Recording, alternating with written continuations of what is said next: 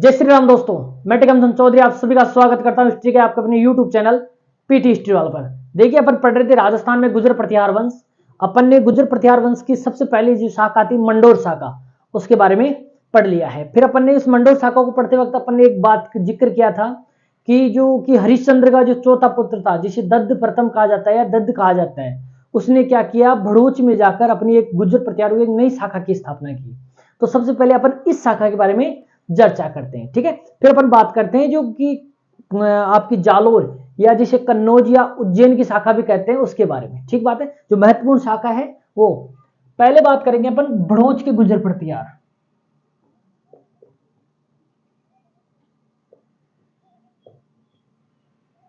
कहां के? भड़ोच के गुर्जर प्रतिहार, ठीक है। तो सबसे पहले मैं इस भड़ोच को बता देता हूं कि भड़ोच क्या है, ठीक बात है। तो सबसे पहले तो आप ध्यान रखना, गुजरात किसके बारे में ध्यान रखना है आपको?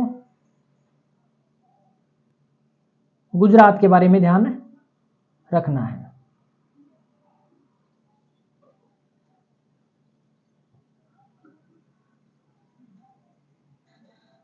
ठीक है, ये आपका गुजरात है, ये राजस्थान के नीचे ये ऐसे कुछ गुजरात है। तो ध्यान रखना, ये वाला जो गुजरात का इलाका है, यहां पर ये आपका यहां बहती है नर्मदा नदी, ये नर्मदा नदी का मुहाना है। तो ध्यान रखना, प्राचीन भारत में नर्मदा नदी के मुहाने पर एक बहुत प्रसिद्ध बंदरगाह हुआ करता था, जिसे क्या कहते थे? जिसे अपन कहते हैं भड़ोच। आज इस नाम से यहां पर एक शहर भी है, ठीक है। इसको प्राचीन नाम क्या मिलते हैं इसके? एक तो भ्रगुचक और यूनानी से भेरीगाजा कहते हैं। यूनानी तो इसे क्या कहते थे? भेरीगाजा। यूनानी लोग इसको किस नाम से पुकारते थे? भेरीगाजा। और प्राचीन काल में इसे क्या कहते थे? भरकुचक के नाम से जाना जाता था। यह प्राचीन भारत का सबसे महत्वपूर्ण बंदरगाहों में से एक था। एक था आपका ताम्रलिप्ति बंदरगाह जो कि बंगाल में था, एक आपका भरकुचक बंदरगाह जो कहां पर था? गुजरात में, ठीक है। अब ये महत्वपूर्ण इसलिए थे क्योंकि ये आपके पूर्वी एशिया से व्यापार करने के लिए ताम्रलिप्ति बंदरगाह जिस प्रकार जितना महत्वपूर्ण था, उसी प्रकार पश्चिम यूरोपीय देशों से व्यापार करने के लिए भरूच बंदरगाह सबसे महत्वपूर्ण बंदरगाहों में गिना जाता था। इसलिए इसका व्यापारिक महत्व सबसे ज्यादा था, ठीक बात है। लेकिन क्या हुआ कि 7वीं शताब्दी और 6वीं शताब्दी के बीच की बात है कि जो कि गुर्जर प्रतिहारों की जो मंडोर शाखा थी, इस मंडोर शाखा का, किसका? मंडोर शाखा का हरिश्चंद्र का पुत्र, किसका पुत्र? हरिश्चंद्र का पुत्र। चतुर्थ पुत्र का नाम क्या था? दद्द, जिसे अपन प्रथम भी कहते हैं। क्या कहते हैं? दद्द प्रथम। देखो, हरिश्चंद्र के 4 पुत्र थे, भोगभट, कक, रज्जिल और दह या दद्द जिसको कहते हैं। इसने क्या किया, भड़ोच में आकर गुर्जर प्रतिहारों की एक शाखा की स्थापना की, ठीक है, जिसे भड़ोच के गुर्जर प्रतिहार कहते हैं। इस दद्द ने क्या किया? भड़ोच के गुर्जर प्रतिहारों की शाखा की स्थापना की। अब देखिए, इस दद्द ने राजधानी क्या बनाई? तो यहां इनकी राजधानी क्या थी? तो ध्यान रखना, इनकी राजधानी थी बेटा जी नांदीपुर। राजधानी क्या थी? नांदीपुर। क्वेश्चन यहीं से बन सकता है। पहली बात तो गुर्जर प्रतिहारों की भड़ोच शाखा का संस्थापक कौन था? तो दद्द प्रथम। किसका पुत्र था? हरिश्चंद्र का चतुर्थ पुत्र था या चौथा पुत्र था। और इसकी राजधानी क्या थी? नांदीपुर। भड़ोच को प्राचीन काल में क्या कहा जाता था? तो भरकुचक कहा जाता था, ठीक है। ये नर्मदा नदी के तट पर था, ध्यान रखना, नर्मदा नदी के तट पर स्थित क्या था? एक बंदरगाह था। क्या था? प्रसिद्ध बंदरगाह था, ठीक बात है, जिसके द्वारा अपन पश्चिमी एशिया और यूरोपीय यानी यूनान के साथ क्या करते थे? व्यापार करते थे। फारस, यूनान वगैरह वगैरह इनके साथ क्या करते थे? अपन व्यापार करते थे। अब देखो, दत्त द्वितीय के बाद में अगर महत्वपूर्ण, इसमें ज्यादा डिटेल है नहीं अपने पास, 2 शासकों की कुछ उपाधियां हैं, बाकी एक फैक्ट्स है, ठीक बात है। दत्त प्रथम के बात करते हैं अपन, जय भट्ट,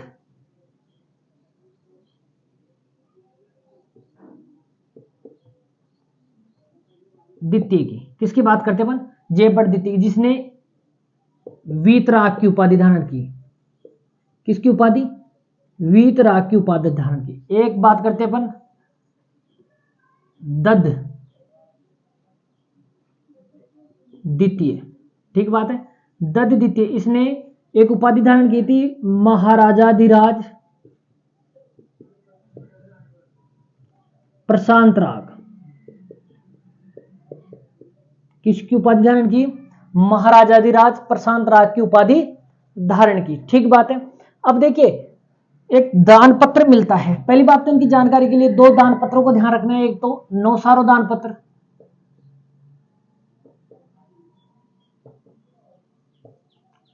एक नांदीपुर दान पत्र।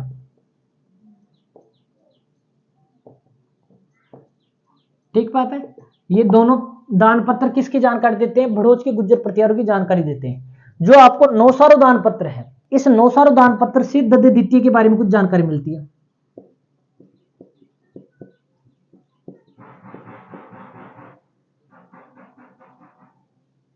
नौसारो दान पत्र से किसकी जानकारी मिलती है, इसे दद द्वितीय की जानकारी मिलती है। देखो नौसारो दान पत्र जो दद द्वितीय की जानकारी मिलती है वो क्या मिलती है कि इससे पता चलता है कि वल्लभी गुजरात में एक शासक हुआ। कहां पर, वल्लभी गुजरात का शासक हुआ कौन, ध्रुवसेन प्रथम। इस ध्रुवसेन प्रथम को तत्कालीन आपके वर्धन वंश के प्रसिद्ध शासक हर्षवर्धन ने क्या किया, इसके राज्य पर आक्रमण किया और इसको परास्त किया। यह भागकर कहां चला गया, बड़ोच के गुजर प्रतिहार शासक दद द्वितीय के दरबार में भाग गया और वहां जाकर शरण ली। कहते हैं कि इस दद द्वितीय ने इस ध्रुवसेन को इसका राज्य वापस दिलाने में योगदान दिया। बस इतनी सी फैक्ट है, ठीक है। तो नौसारो दान पत्र क्या कहता है कि वल्लभी के शासक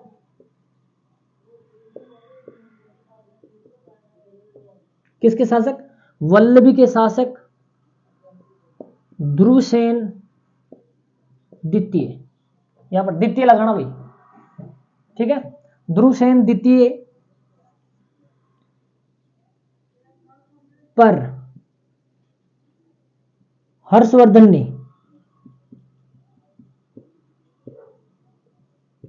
ने आक्रमण कर उसे परास्त किया।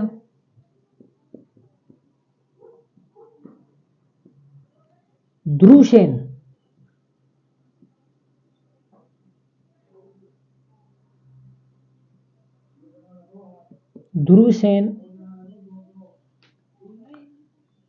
ने भागकर दद द्वितीय के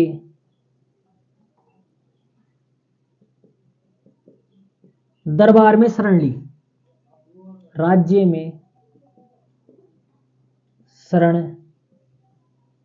ली, ठीक बात है। और यहां पर द्वितीय लगा लेना भाई, ध्रुवसेन द्वितीय बात करो, तथा दद द्वितीय ने ध्रुवसेन को उसका राज्य वापस दिलाने में सहायता की।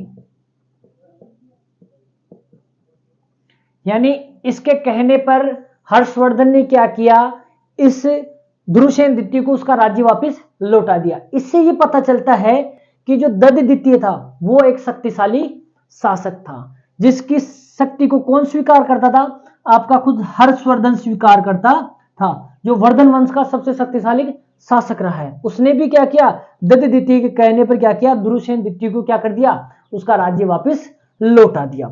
इस प्रकार की जानकारी किससे मिलती है, नौसारो दान पत्र से मिलती है। फिर से देख लेना, बड़ोच के गुजर प्रतिहार ये कहां से आए हैं, तो मंडोर शाखा के हरिश्चंद्र के पुत्र दत्त प्रथम ने क्या किया, इस बड़ोच शाखा की स्थापना की। जानकारी के दो स्रोत है, एक तो नौसारो दान पत्र, एक नांदीपुर नांदीपुर दानपत्र। इनकी राजधानी क्या है? नांदीपुर है। ठीक है, जयभट्ट प्रथम, द्वितीय नहीं, यहाँ पर प्रथम है, जयभट्ट प्रथम, जिसने कौन सी उपाधि धारण की थी? वीतराग की उपाधि धारण की थी। ये क्या है? इसकी टाइटल है, ध्यान रखना।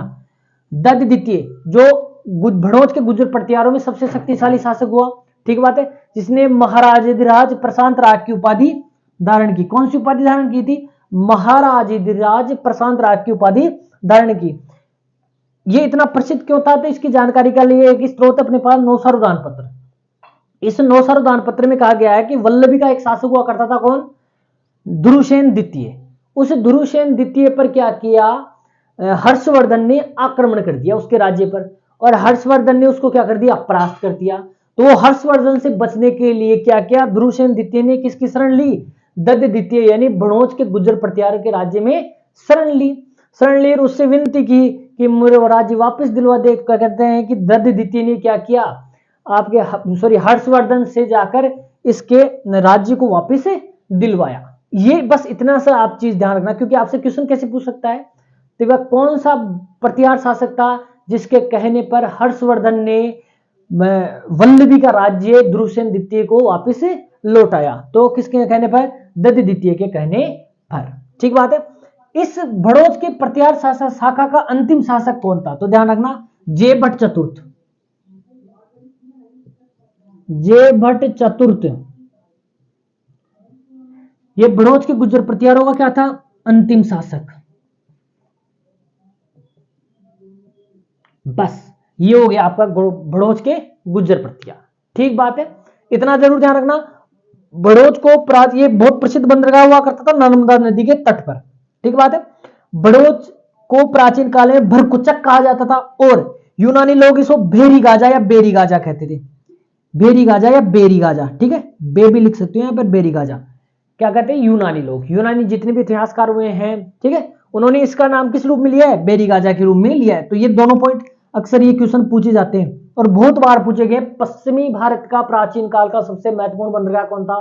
तो आपको या तो भड़ोच देगा या फिर भरकुचक देगा। ठीक है, तो भरकुचक देखकर तुम घबरा मत जाना, तुम कहना भौक चक्के हो जाओ इसको देखकर, ये भरकुचक है ना, जिसे यूनानी लोग क्या कहते थे?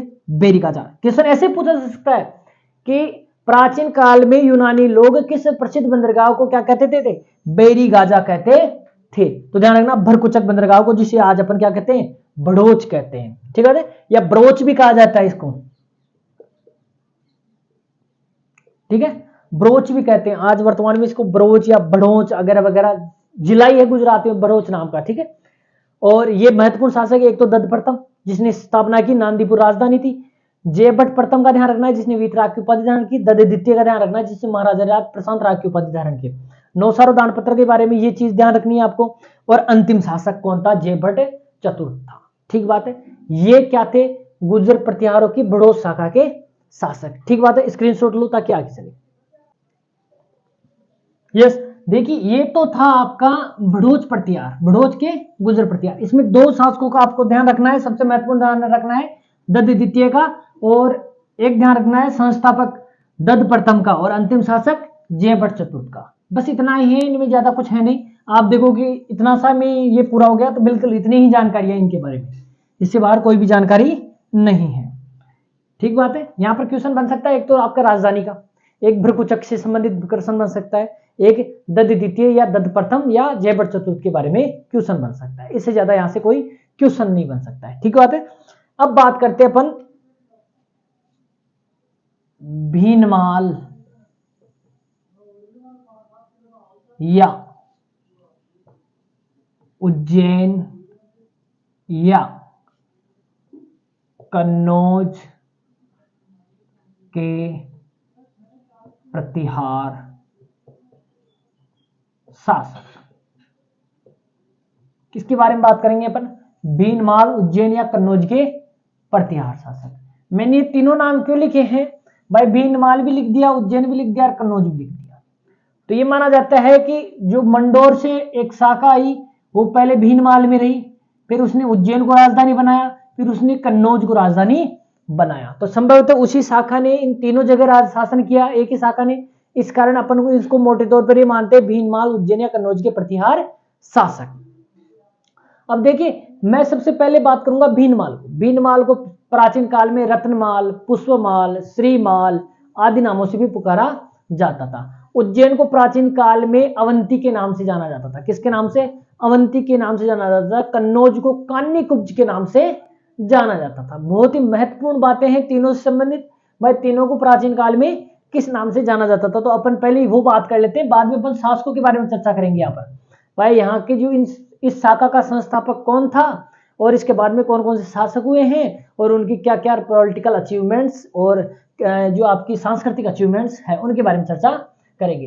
अब जो भीनमाल है, पहले अपन इस भीनमाल की चर्चा करते हैं थोड़ा बहुत, क्योंकि अपन ने पहले पढ़ा है ये, ठीक है। तो आपने सुना होगा प्रसिद्ध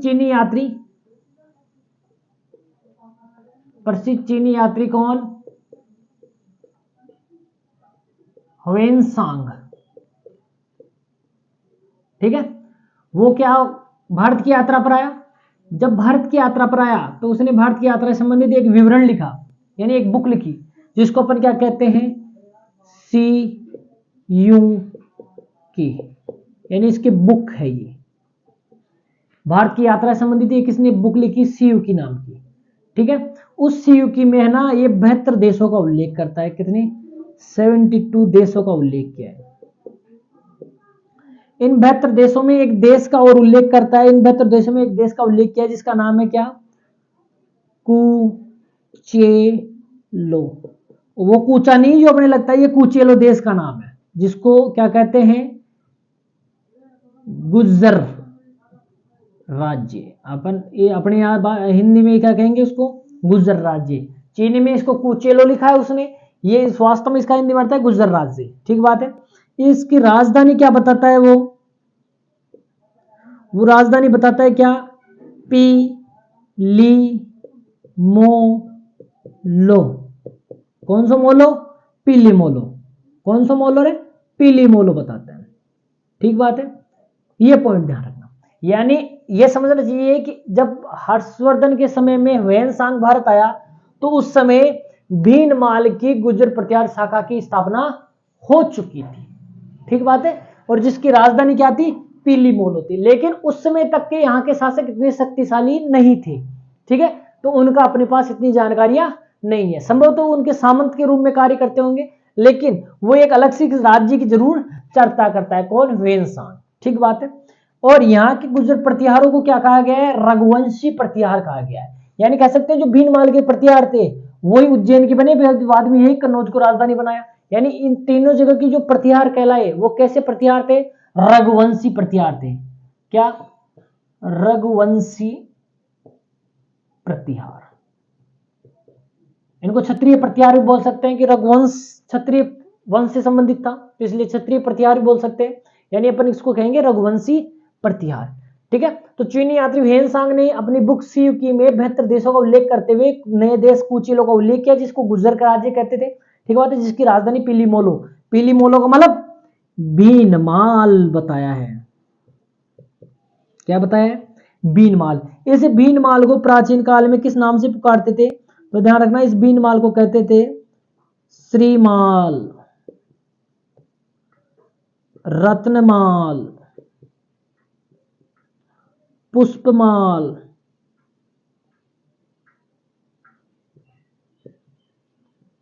ठीक बात है। इसको अलग अलग नामों से पुकारते थे, ठीक बात है। अब देखिए सबसे महत्वपूर्ण बात यह है कि तो भीनमाल की जब अपन बात करते हैं तो दो विद्वानों का नाम जरूर आता है, ठीक है। एक तो महाकवि माघ और एक ब्रह्मगुप्त का नाम आता है, ठीक बात है। उनकी भी अपन चर्चा कर लेते हैं। तो भीनमाल के दो प्रसिद्ध विद्वान हुए हैं जो भी इसी टाइम पर हुए हैं। एक तो महाकवि माघ, जिसने संस्कृत में एक बहुत महत्वपूर्ण काव्य की रचना की जिसे कहते हैं शिशुपाल वध, ठीक बात है। ये किसकी रचना है? संस्कृत की, संस्कृत भाषा में लिखी गई है, ठीक बात है। एक था आपका ब्रह्मगुप्त, बहुत प्रसिद्ध ज्योतिषी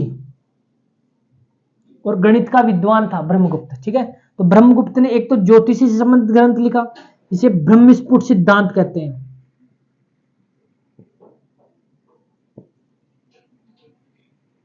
ये किससे संबंधित था?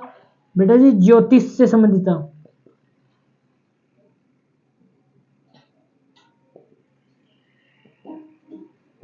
किससे संबंधित ग्रंथ था? ज्योतिष से संबंधित ग्रंथ था। इसके अलावा इसने एक और ग्रंथ की रचना की, ठीक बात है, वो कौन सा था आपका? खंडन खाद्य। ठीक है, ये किससे संबंधित था? ये गणित से संबंधित। किससे संबंधित? गणित का, गणित से संबंधित। ठीक बात है। ये माना जाता है जो ब्रह्मगुप्त था, यो ब्रह्मगुप्त किसका दरबारी था? तो व्याघ्रमुख, चाप वंश के शासक, चाप वंश के शासक व्याघ्रमुख का दरबारी था। ठीक है, यानी चाप वंश का शासक ये व्याघ्रमुख कहां का शासक था? ये आपके भीनमाल का शासक रहा है, जो गुज्जर प्रतिहारों से पहले रहा है। ठीक है, तो चाप वंशी शासक व्याघ्रमुख का क्या था? दरबारी। कौन? ब्रह्मगुप्त। इतना सा ध्यान रखना है, ये 3-4 बहुत महत्वपूर्ण चीजें हैं। ठीक बात है, ये जो चीजें है ना, इनमें से बार बार क्वेश्चन आए, या तो बुक्स पूछी गई है, सीधा ही पूछ लिया है, शिशुपाल वध किसकी रचना है? महाकवि माग। ब्रह्मस्फुट सिद्धांत किससे संबंधित है? ज्योतिष से संबंधित। खंडन काद्य ग्रंथ किसने किसकी रचना है? तो ब्रह्मगुप्त की रचना है। किससे संबंधित है? गणित से संबंधित। ब्रह्मगुप्त किसके दरबार का विद्वान था? तो चापवंशी राज्य शासक व्याघ्रमुख का दरबारी कवि था। ठीक बात है। चीनी यात्री हेनसांग ने कौन सी बुक लिखी? सीयू की। कितने देशों को उल्लेख किया उसने? भारत के 72 देशों को उल्लेख किया। उसमें से गुजर राज्य का किस नाम से पुकारा है उसने? कुचेलो नाम से पुकारा है। जिसकी राजधानी किस नाम से पुकारा है? पिलीमोलो के नाम से पुकारा है। तो इस पिलीमोलो किस नाम से जानते हैं? वर्तमान में भीनमाल कहते हैं। ठीक बात है। इसको प्राचीन काल में श्रीमाल, रत्नमाल, पुष्पमाल आदि नामों से भी जाना जाता था। ठीक बात है। यहाँ के 2 प्रसिद्ध विद्वान हुए भीनमाल के, एक तो महाकवि माग और ब्रह्मगुप्त। ठीक है, महाकवि माग ने शिशुपाल वध की रचना की और ब्रह्मगुप्त ने ब्रह्मस्फुट सिद्धांत और खंडन खाद्य नामक ग्रंथों की रचना की। ठीक बात है। अब बात करते हैं अपन किसकी? यहाँ के संस्थापक की। तो ये माना जाता है इस भीनमाल, उज्जैन और कन्नौज के प्रतिहार जो शाखा थी, उसका संस्थापक कौन था? नागभट्ट प्रथम। कौन था बेटा जी? नागभट्ट प्रथम था। अब ये वो नागभट्ट प्रथम वो वाला नहीं है आपकी जो मंडोर शाखा का है। ठीक बात है। उसने तो क्या किया था? उसने मेड़ता को जीता और मेड़ता को क्या किया? मंडोर शाखा की राजधानी बनाया। लेकिन ये क्या था? ये भीनमाल यानी उज्जैन और कन्नौज के प्रतिहार शासकों का क्या था? संस्थापक था। यानी इस शाखा का संस्थापक कौन था? नागभट्ट प्रथम। इसको उपनाम भी, इसका एक उपनाम था, जिस क्या नाम से जाना जाता था इसको? इसको नागावलोक कहा जाता था। क्या कहा जाता था बेटा जी? इसे नागावलोक के नाम से भी जाना जाता था। और इसका दरबार क्या कहलाता था? नागावलोक का दरबार। इसका दरबार क्या कहलाता था?